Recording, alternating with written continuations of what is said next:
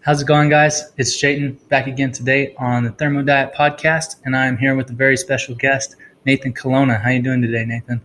What's going on, Jayton? I'm doing great. Thanks for having me on. Thank you for coming on. So could you tell us a little bit about your background and your story and how you got here? Yeah, of course. I was always an active kid throughout my childhood years, played baseball, played golf, were my main two sports.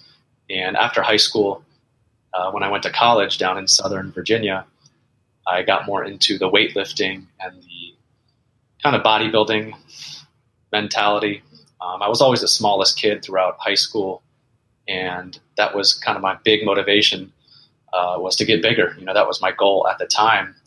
And throughout college, I just stayed consistent with working out, and I started to see progress. And after college, I got into the personal training industry. I became a personal trainer. I went through all the certifications of NASM, of corrective exercise specialist, fitness nutrition specialist, and it was always a passion of mine to help others. And I just kept going through the bodybuilding world. I guess you could say what you see most people do in the fitness industry.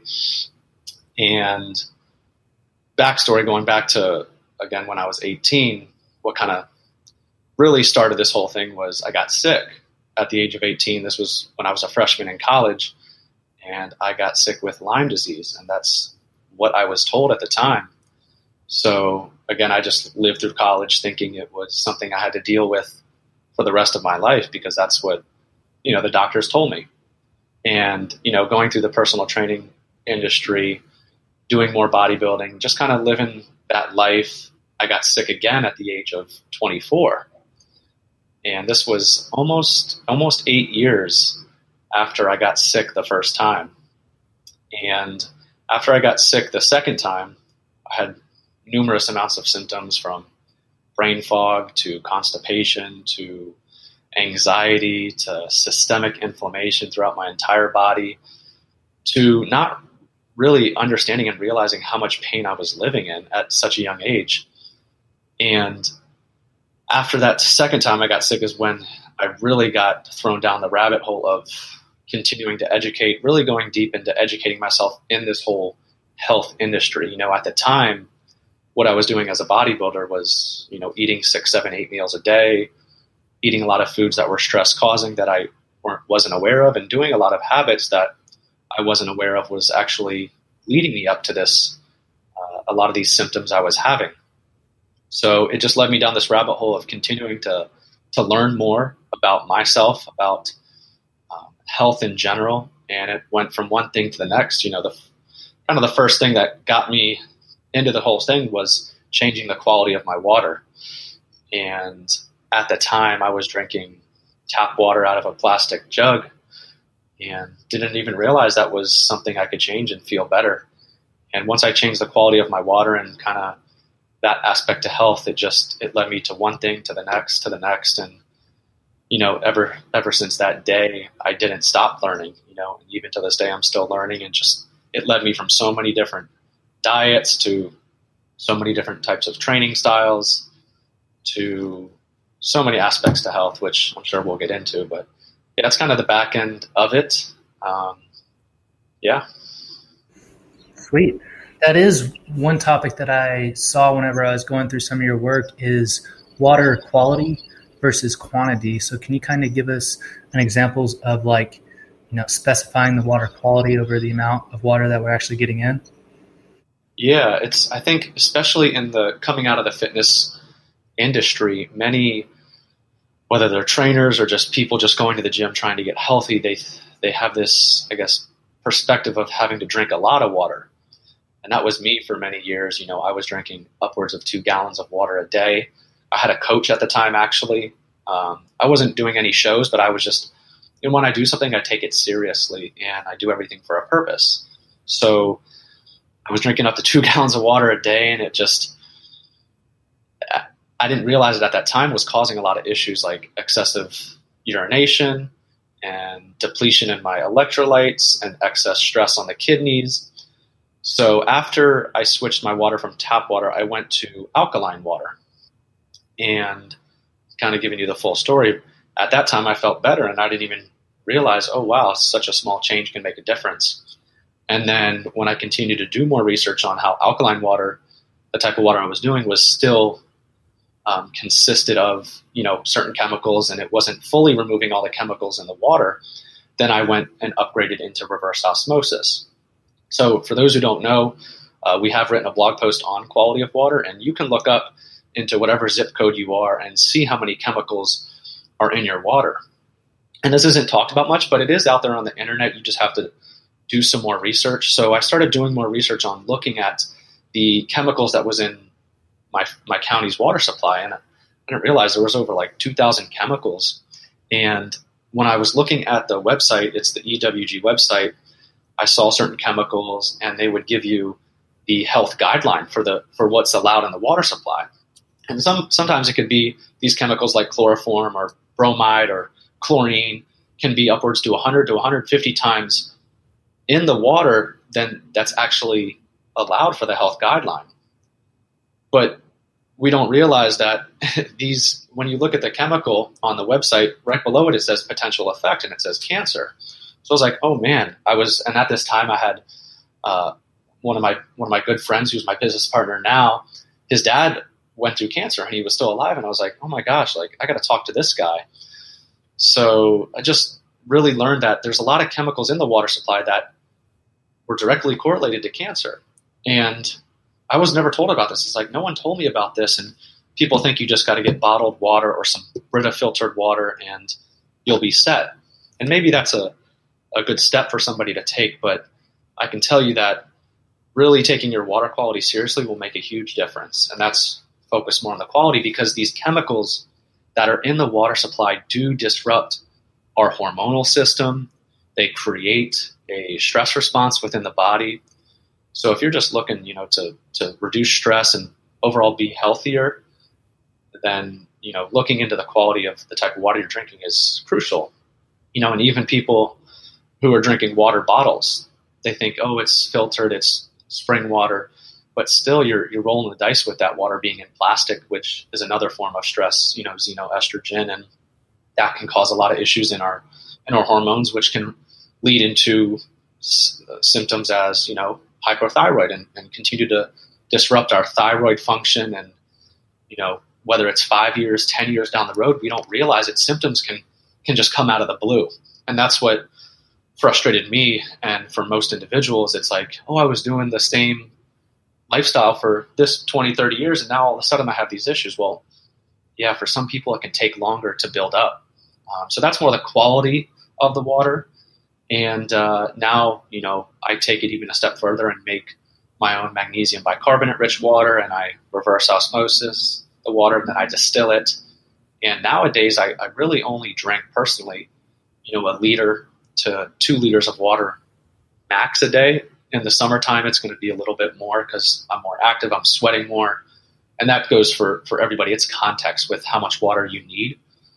But definitely, the standard guideline of 8 cups of water a day, I think, can be detrimental to the individual's health, especially if it's toxic water.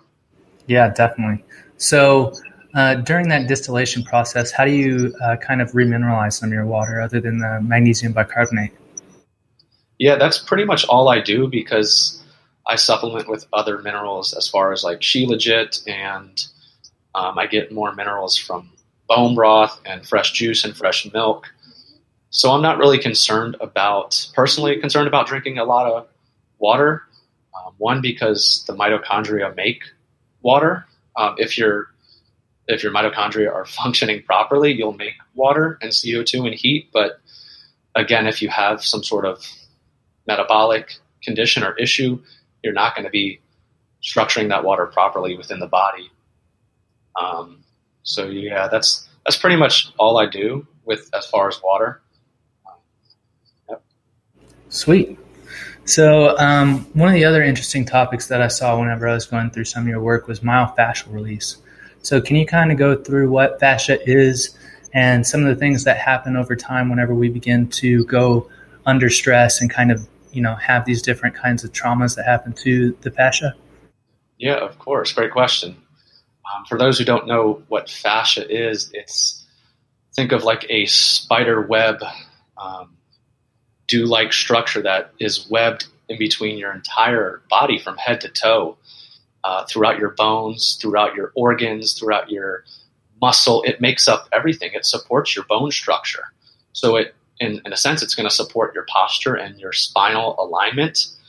And we'll get more into posture, but posture regulates every function to the human body because your nervous system is in your spine.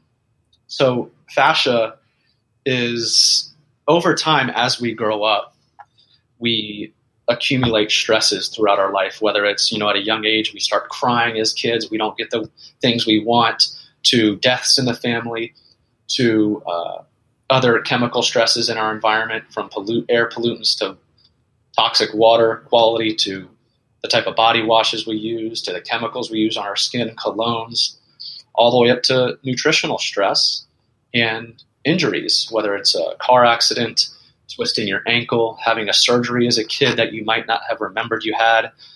All these stresses are going to, again, create that fight or flight response within the body.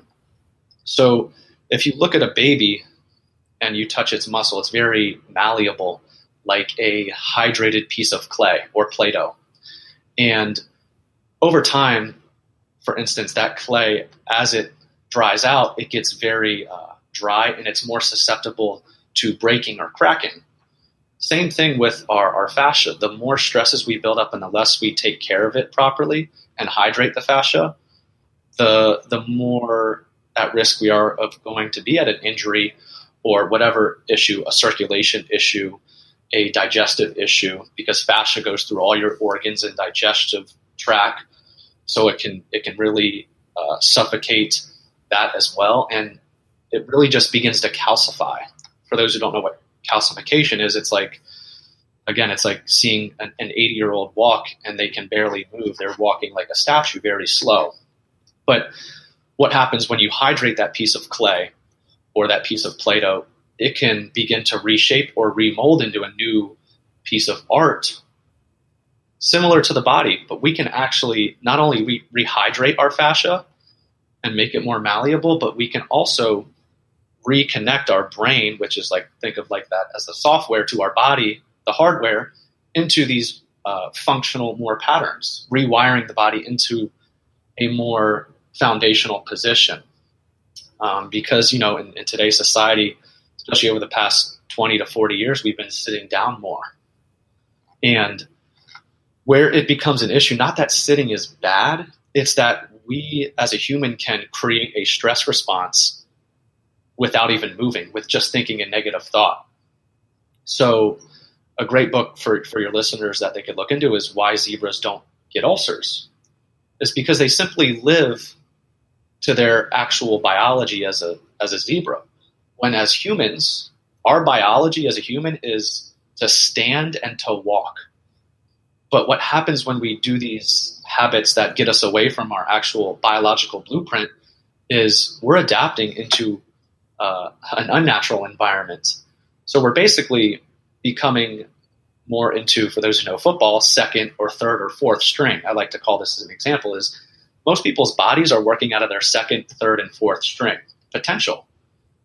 And the body is very smart. So if you're sitting down and you have, say, a deadline at work, you're going to wire in that stress, or any stress that you're having in your life.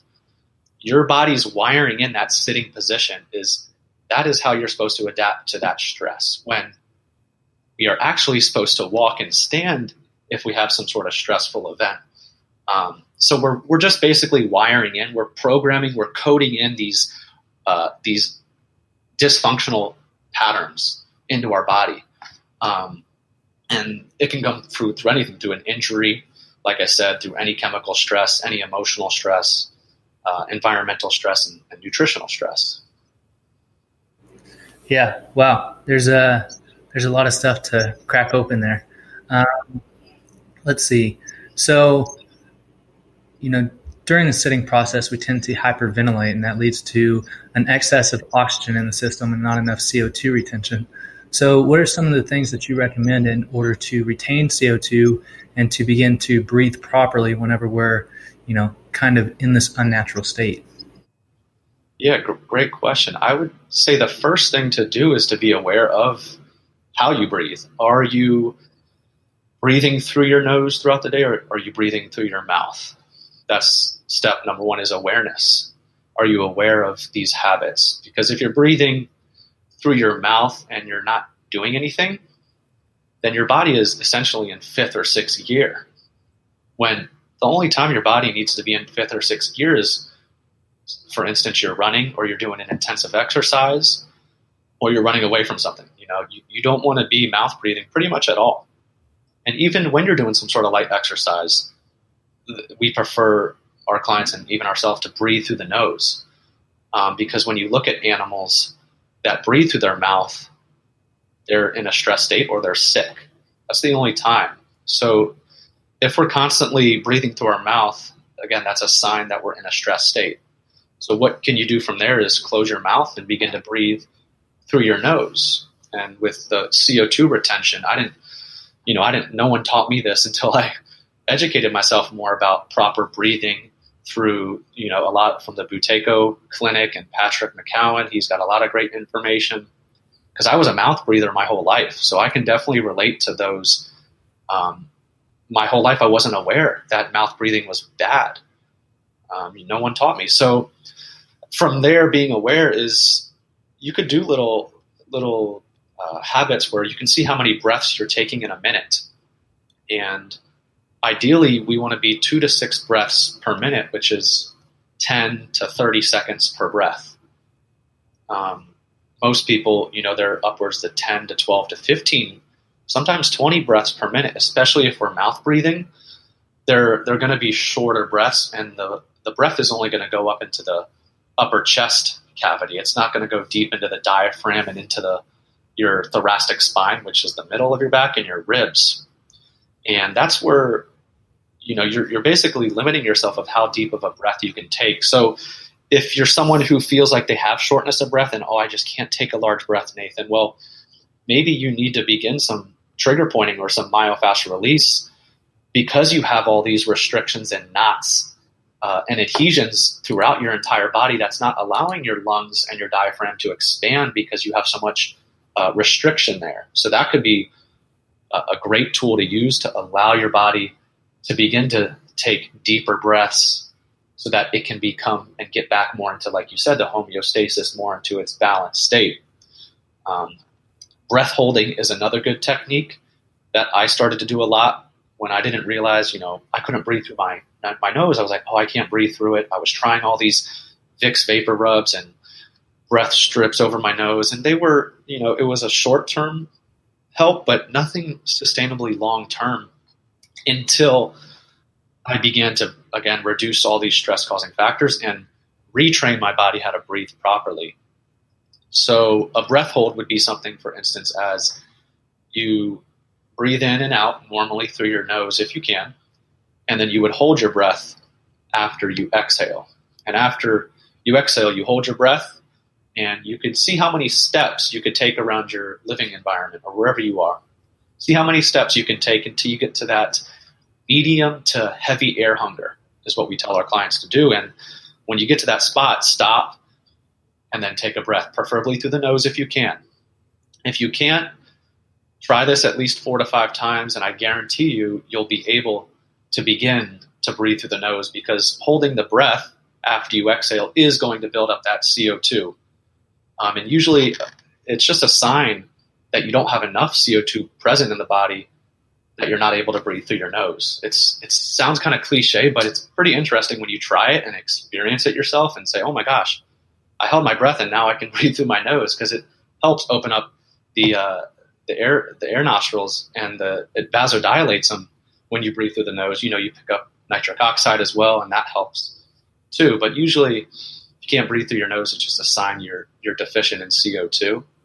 And of course, other stress-causing factors may play a role.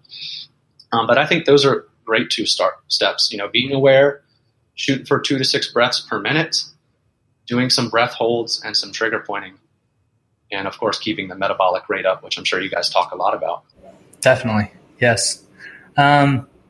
So in terms of the myofascial release, kind of going back to the core point that we were talking about, one of the things that I saw that you kind of were for was the mobility versus flexibility. And I think that's very important for a lot of people to make a distinction about. So can you kind of go into some details there as far as like the benefits of mobility versus flexibility and why we might not want to focus on flexibility alone? Yeah, great question. Because, even myself as a trainer for almost 8 years, I didn't do any trigger pointing in my life. I was always stretching or doing an isolation movement. And for those who don't understand how the body's created, we have muscles that connect all the way from our foot to the top of our head. Muscles aren't isolated. They're like a one big chain that's connected. And say, for instance, if I stretch my leg muscle, it's going to pull more tension down the bottom of that chain. And the chain length, for instance, the chain is related to your muscle, the whole sling of your muscle. Then it's going to create what's called an unbalanced length tension relationship. So there's not an even tension throughout the whole body. So you can be flexible, quote unquote flexible, and do the splits or put your legs behind your head. But that doesn't relate to what we're meant to do as a human, is to stand and to walk properly and to sprint and throw. And if you can't sprint or throw properly, then that's showing you something is going on in your body. So as far as mobility, I see it as you have complete integration or connection from head to toe of all your slings, of all your fascia lines, all your connectivity from head to toe of muscles. So think of it as, again, like the software to hardware analogy. Your brain is the software, your body is the hardware. And if we, for instance, stretch a knot in a rope, or we stretch a rubber band, or we stretch a grocery bag, over time, that grocery bag and rubber band is going to lose its elasticity and recoil. And you can't really remove a knot out of a rope if you continue to stretch it. You got to really get down deep to the bone. So again, think of isolating stretching as disconnecting that link or those neurokinetic pathways and highways from your brain to your body. So you're basically short-circuiting your body when you stretch. We've worked with a lot of ex-gymnasts and ex-yoga individuals, and they're still in pain. And it's unfortunate because sometimes, we go into the gym or we go do some sort of activity thinking like we're doing it for health, and we have the right intentions, but sometimes we're not aware that the habits that we're doing are actually putting us in the wrong direction. So I think it's good to make mistakes like that and learn, and just if you're continuing to be open-minded and willing to change your habits, I think that's one of the most important steps, because I didn't see results in my health journey until I changed my perspective to everything, and not just believing all the certifications that I went through and that I learned from professionals, quote unquote. So that's kind of the basis on mobility, I think, and flexibility is if you're able to take a video of yourself walking and running, I think that's one of the best things you can do, because that can show you what's going on with your alignment and your structure. Because going back before, as a human, we've evolved to stand and to walk and to run and throw.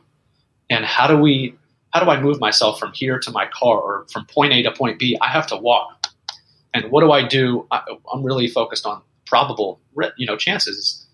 What do I do most of the day is I walk, I stand, and I move.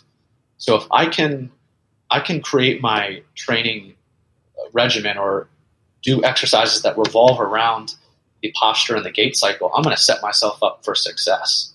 And when you move, you don't isolate a muscle when you walk. You're integrating every muscle together as you walk. So I hope that kind of clears it up for individuals who are kind of confused about how the human body is designed and supposed to move. Definitely. For those listeners that don't know what the gait cycle is, do you mind kind of walking them through what that is? Yeah, of course. The gait cycle is simply you walking. It's getting a video of you from the back side and the side, lateral side and watching yourself move, because that's, I think, the most powerful thing, is to watch yourself and see what's going on with your body. Again, there's so many details I can go into with what you want to look for as far as your gait cycle, but think of your gait cycle as just you walking and running. And when you can walk and run efficiently, and you can run faster and be in less pain when you run and have less restriction, then that's where I think that's a great sign of progress towards improving your gait cycle. Because personally, with myself and many clients that we've worked with, when you improve the gait cycle, every aspect to your health will improve by far. Mm-hmm. Yeah, one of the interesting connections that I've seen is that, for instance, some great thinkers, they enjoy walking out in nature. And I think that there's a really big correlation between the ability for our brain to kind of cross-connect the hemispheres and like the ability to walk properly and actually have those connections taking place. Do you have kind of any insight to that? Yeah, that's a great point. I mean, it is about how well you walk, not just about how much you walk or how many steps you take, but how effectively and how properly you do it, I think is a better question to ask yourself, just like the water analogy is the quality of your water. But yeah, when you become, I didn't get to this ideology in just a year or a few years. It took me, I was a personal trainer for multiple years, and my business partner, he was a power lifter way before I was a bodybuilder. And sometimes it's a tough mindset to get out of, because you go into the gym. For me, I was just trying to get big, and it was focused on vanity driven results. And that's what most people go to the gym for, is to lose weight or to build muscle and look good. And there's nothing wrong with looking great, but there's another side to health that we have to look at, and that's how we move. Because, your actual body is the only thing you truly own. So if you can continue to do things like walking properly and that relate to what we're meant to do, I think that can play a huge role in whatever it is: mental health, digestion, circulation, and working both sides to the hemispheres of the brain. And just being aware of what you're doing when you move, how you're moving when you walk it seems so simple, but I try to make it a habit every time. I do now. It's just a habit of mine now that when I do walk, I'm aware of how my feet are hitting the ground. Am I stepping off of my big toe when I walk? Am I using my glute maximus to propel myself forward in this horizontal position? Or am I, like most people do, they walk in a vertical plane of motion where they're slamming on the ground instead of walking in a horizontal motion? And, there's more things to look at in a gait cycle when you walk. Like, are you rotating your upper body when you walk and keeping your hips still and not allowing your hips to move? But when you watch most people, their hips are doing all the movement and their upper body is completely still. And it's the opposite of how the human body is actually supposed to move. And again, that all relates back to the stress aspect, in our opinion, is how many stresses have you been through that have created the way that you're moving now, from the synthetic shoes that you've worn your whole life to the backpacks as a kid to the injuries, so on and so forth. So I know I kind of went off topic, but it's all important. Yeah, definitely. Have you heard of the WEC method? How do you spell it? WECK. WEC. No, I haven't. I'll have to look it up. So he's one of the leading experts in sprinting. And one of the things that he talks about whenever it comes to walking is having that balance with each step that you take and making sure that the head is over the foot. So every step that you take, you're always on balance, and kind of having the rotation of the body match those steps to make sure that you're functioning properly. And it takes a lot of stress off the lower back too. Yeah. Well, the pelvis, your hips are as Naudi Aguilar talks a lot about this in functional patterns, your hips are the foundation to your posture. And again, if your hips aren't in a neutral position when you walk, then you're going to be using things like your knees or your back to move instead of your butt. When, yes, if your pelvis is in a proper position, you will be using your glutes properly, which your glute max is the number one muscle that your body should be using when you walk.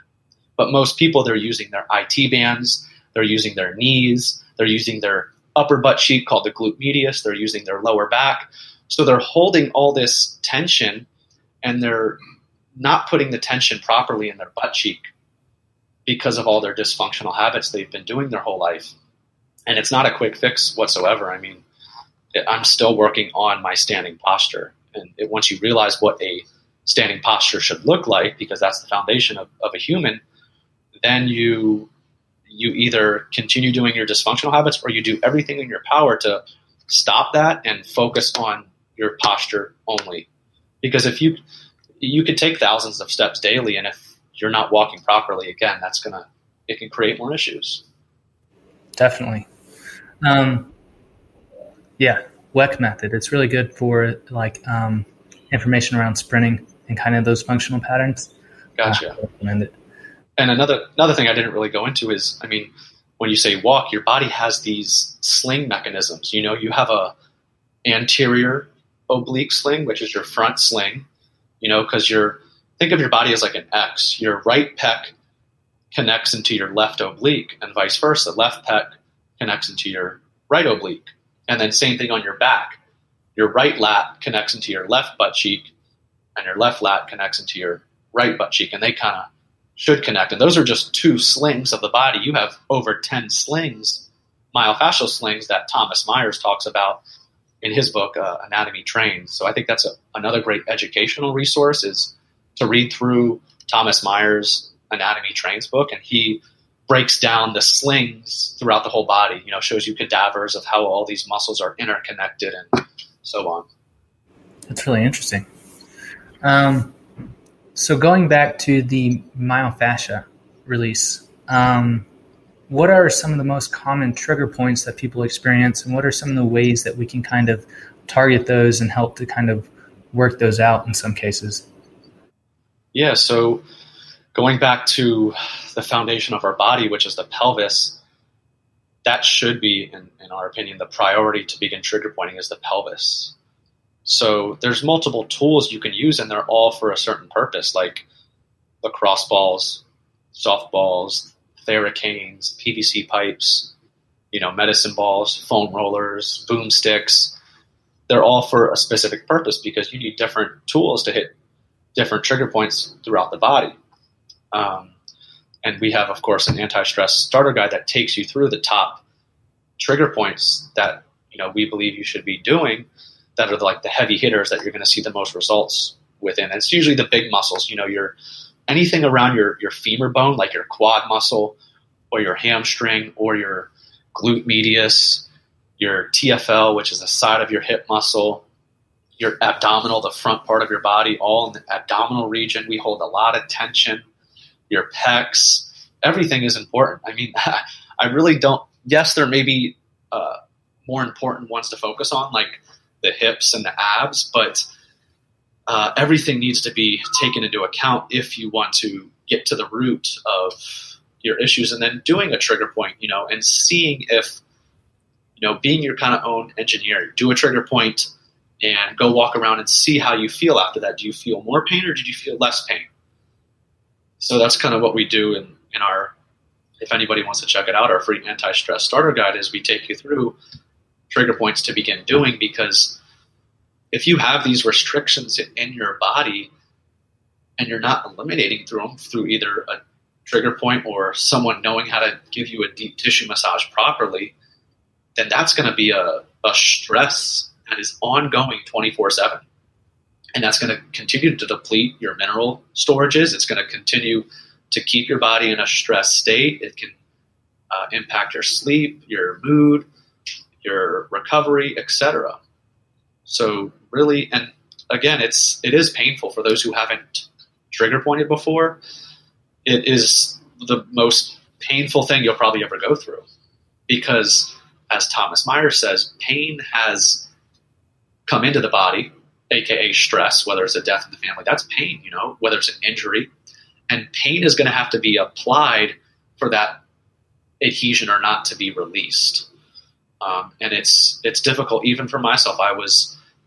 It was my biggest fear as a personal trainer to do it. You know, I would try it and I would just shy away from it. I was taking a passive approach, but it wasn't until I just came to this point where I had all these injuries, and at such a young age, I was like, I'm just ready to do whatever. And sometimes that's what it takes, is you have to just be willing to give it your all and effort and really be consistent with it to see maximum results into it. And if you can ever have a friend or someone else apply the pressure in these trigger points, that can help you kind of get through it even more, because you can just sit there and relax instead of actually trying to hold your body in these positions while you do the trigger pointing, if that makes sense.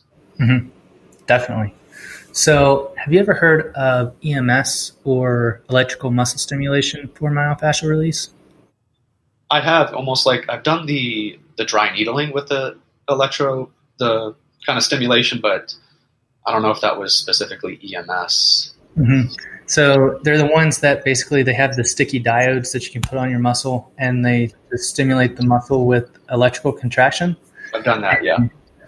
So from my understanding, whenever you zoom in on it, the muscle fibers actually are in a state to where they're in constant contraction. And whenever you can actually stimulate them with that electrical pulse, then it kind of gets them back in sync with the other muscle fibers that are around there. And personally, I've had great experience with it. From kind of like a professional standpoint, is there anything that you recommend as far as that goes?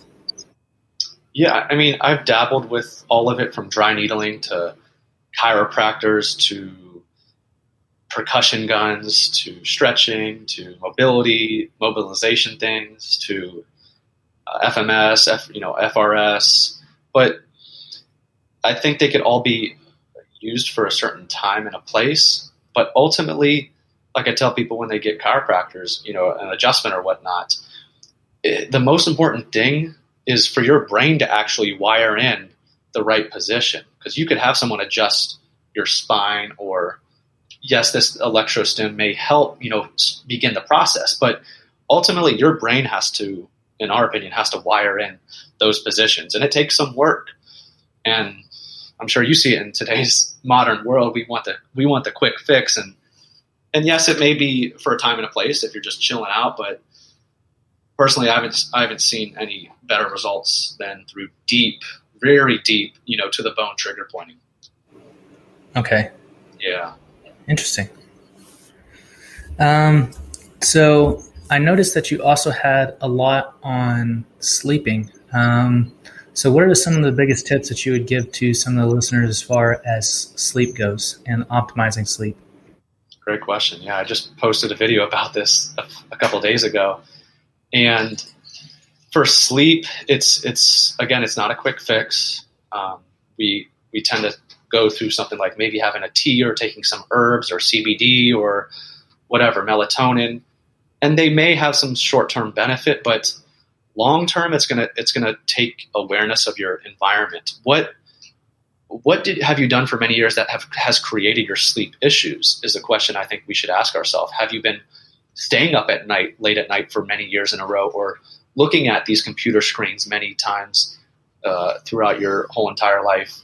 It goes back to the stress component. One, being aware of what is causing the stress response in the body, because ultimately that's going to impact how deeply you sleep, how well you sleep, and how much you recover.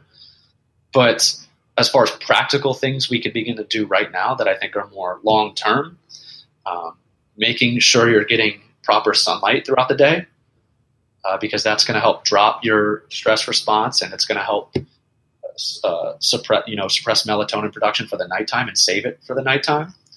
Not suppress it. That's what blue light will do. Making sure you're not around a lot of these bright lights at night. If you, after the sun goes down or before the sun rises, try to be in an environment that nature intended it to be. Would be a great tool to begin, whether it's investing in a pair of blue blockers or having more incandescent and red light bulbs around your environment.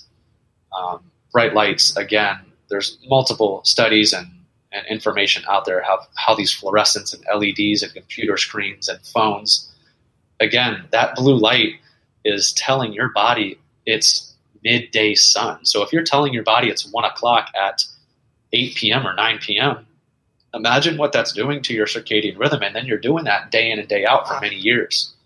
I was. And then that kind of leads into the frequency aspect of EMFs, I think is an important topic to talk about, because I used to sleep with my phone under my pillow, and I used to have the Wi-Fi router outside my bedroom, not understanding that it was causing another stress. And if you could, again, create that environment where you sleep as less stressful as possible, that's going to allow your body to come into that balanced state.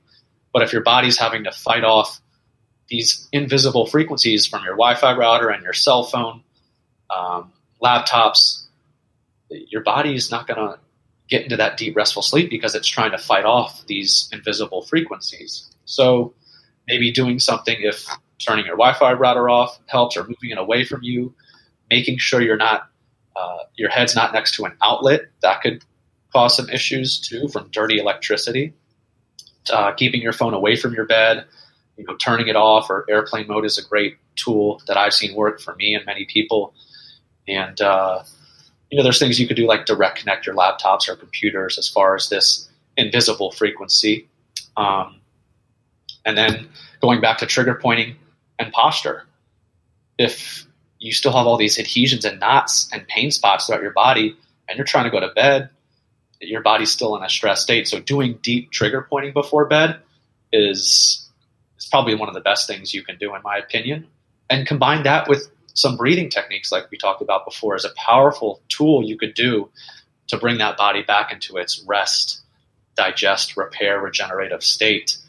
So trigger pointing and breathing are other great tools that you can do. Proper supplementation. Most people, again, are deficient in magnesium, the right forms, because if we know that magnesium controls 42% of our body's enzymatic functions, if you want 42% of your body to function properly, you need magnesium. But most people are deficient in it, again, because it's getting burned so fast because we're constantly in a stress state that we don't have any. And magnesium, again, is related to so many issues. And one of them can be sleeping, or the racing thoughts before bed, or restless leg syndrome, recovery, muscle spasm, cramps. So proper supplementation of magnesium, we recommend bicarbonate, of course, and chloride through like baths and spray, I think is a great thing to do. Also, making sure you're using, I think what worked for me personally is using my bed just for sleep and not using my bed for, just sitting on or just chilling on, kind of keeping my bed environment just for sleep. Cool environment is a great thing to look into, is keeping your environment where you sleep nice and cool, 60 to 65 degrees. Personally, I also use, and I've seen results with this, is the Magnetico sleep pad. I don't know if you've looked into that, but Dr. Dean Bonley talks a lot about that, how that can help a lot of sleep. That's more of a later thing if you haven't done these basic foundation things. But if you're someone who's covered all your bases so far, then maybe look into a Magnetico sleep pad. So we went through breathing, sunlight, posture, trigger pointing, proper supplementation. I think that's a great few tools to begin starting with. Definitely. Whenever it comes to light, I always tend to recommend red light. I usually do it first thing in the morning before the sun comes up, and then, a little bit before I go to sleep at night. And one of the things that I've heard is that red light helps you produce energy. So it's going to put you into that regenerative state that's actually producing more energy, whereas blue light is going to put you in a state to where you're going to be using that energy. So it's very stimulatory because you're supposed to be using that energy throughout the day to get things done. If you think of it in ancestral terms, they were out hunting or gathering or, building stuff during the day. And then at nighttime, they were actually able to settle down and then get into that restful state. And they were typically around the fire, which just happens to be a spectrum of red light and orange light. So I think that's one thing that a lot of people don't pay attention to, especially since everybody's glued to their technology nowadays too. Yeah, it's something I think people need to educate themselves on, because we're not going to change our habits if we're not educated on these topics. We're going to continue living the same way. So yeah, that's a great point. Another thing, we talked about prior, is movement. If you're not moving enough, again, we're not moving enough now in today's society. We have to move more, get more circulation. That's going to, again, help our body get into that relaxed state as well. So doing movement throughout the day, I'd say at least 20,000 steps a day. Most people are shooting for 10,000, but amp it up a little bit if you're still having some issues with sleep. Definitely. And get out in nature too. That always helps. Yeah, it's very simple. Simple things, right? Mm-hmm. Definitely. Well, that's really all I have to talk about today. Is there anything else that you wanted to kind of flesh out? No, I mean, ultimately, what made sense to me after trying all these crazy diets is just focusing on human physiology and the blueprint of human, with keeping the metabolic rate high, because no one really told me about the metabolic rate until I tried all these diets and focused on just removing the stress-causing factors out of our life, whether it's through excessive stress-causing foods or a negative work environment that you may have to remove out of your life, or where you're located as far as where you live, the type of people you're hanging around, so many different areas that can cause this stress that simply just depletes our body of energy production. And when you understand every process to the body needs energy, sleep, digestion, recovery, breathing, mood, whatever it may be, then simply just continue removing these stress-causing factors and implementing more of these anti-stressful habits that, like you talked about in the first part of the video, is bringing your body back to that state where it can do what it's meant to do, and not just live off that preconceived notion of you can't do anything about it because your genetics or somebody told you that you have to live that way. You have to be that person to take ownership of your health. And I think that's the most empowering thing to do, is educate yourself, never believe you have it all down, and continue to experiment with all these tools, whatever resonated most with you. So, yeah. Definitely. Where can people find some of your work? Yeah, they can go to, we have a website. It's mitigatestress.com, just as it sounds. We have a bunch of blog posts there. We have our anti-stress starter guide you can download for free, where we give a lot of foundational habits you can begin to implement, like trigger pointing, posture, breathing, nutritional habits, other lifestyle habits and tools. And you can find us on Instagram. We have a business page called Mitigate Stress, and then my Instagram page is my last name, Colonna _fitness. We also have YouTube channels. It's mitigatestress.com and Mitigate Stress 2.0. We're always putting out content there. We do free consultations if anyone wants to just talk to us, get to know us more, and share our experience of what we've been through. And we look forward to connecting with more individuals and like-minded people like yourself. So again, I just appreciate the time that you allowed me to speak about all this. And thank you.